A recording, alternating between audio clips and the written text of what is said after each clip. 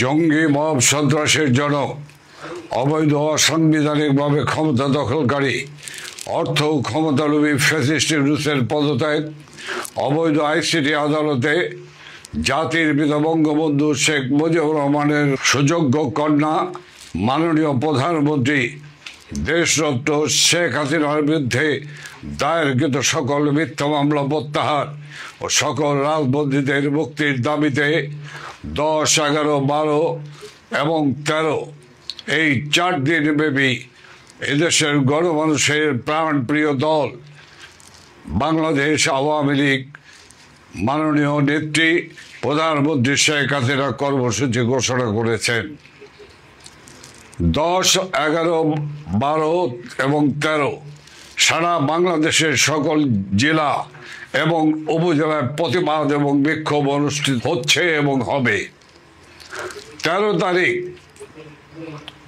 সকাল থেকে সন্ধ্যা পর্যন্ত ঢাকা মহানগরীতে লকডাউন পালন করুন।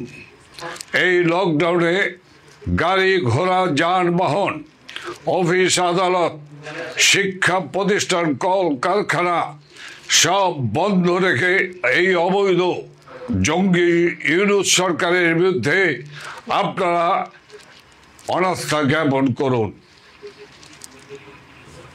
এই কর্মসূচি পালন করতে গিয়ে ইতিমধ্যে আমরা লক্ষ্য করছি সারা দেশের সকল আপামর জনসাধারণ এক গণজাগরণ সৃষ্টি করেছে।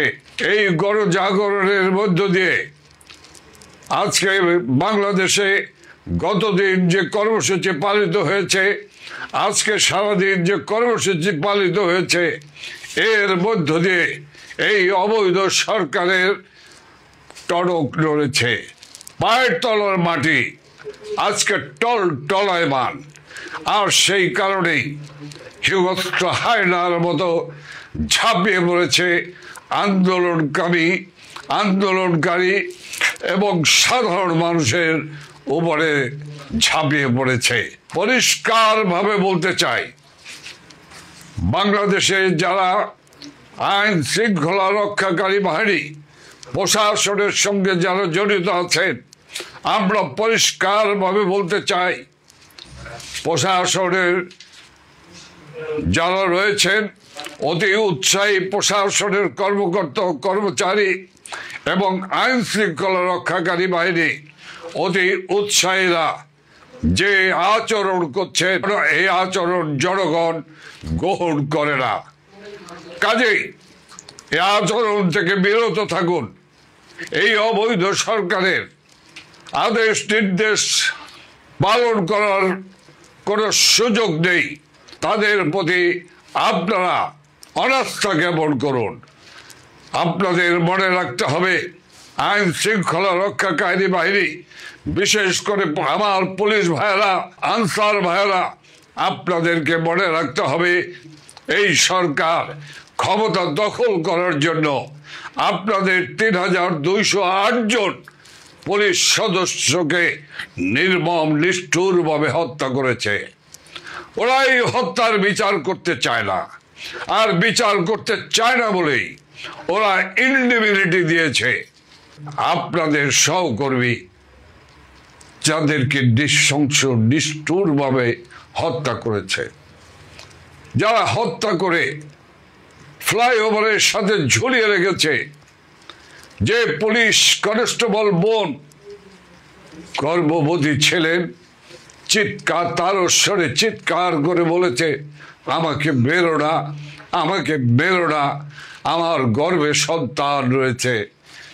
এই পাষণ্ডদের, এই খুনিদের হৃদয় কাঁপেনি, তাকেও নির্মমভাবে হত্যা করেছে। কাজে সেই হত্যাকারীদের আদেশ নির্দেশ আপনারা পালন করবেন কি করবেন না, সেটি আপনাদের সিদ্ধান্ত।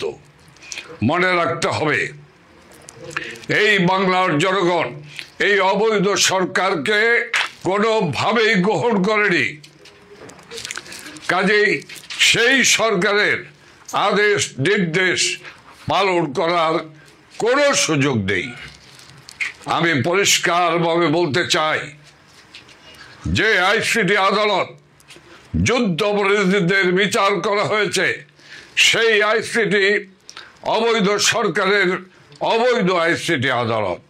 সে আদালতে কোনদিন একজন সফল প্রধানমন্ত্রী, আধুনিক বাংলাদেশের রূপকার শেখ হাসিনার বিচার করতে পারে না, বিচারের রায় দিতে পারে না।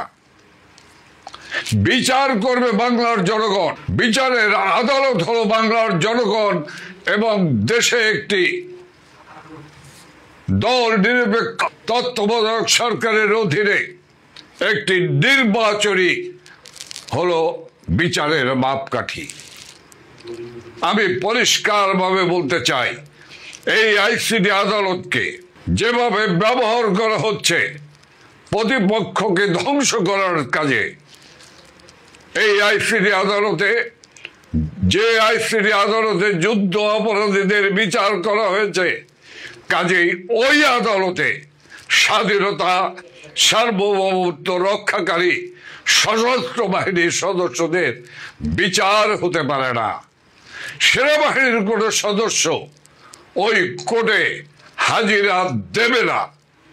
বাংলাদেশের আইসিটি আদালত এই মুহূর্তে বন্ধ করতে হবে।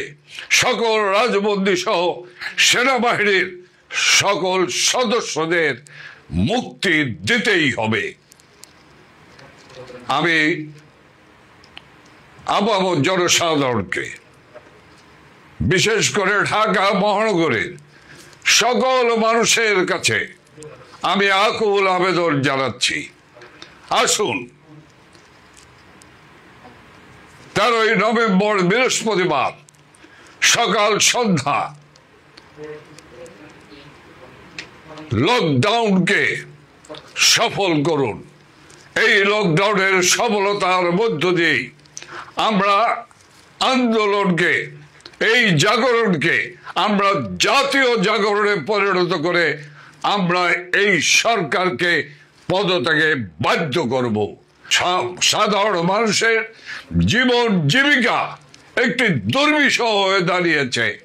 কাজেই এই সরকারের কোনো দায় জনগণের কাছে নেই, কারণ এই সরকার জনগণের সরকার নয়। জয় বাংলা, জয় বঙ্গবন্ধু, জয় শেখ হাসিনার জয়।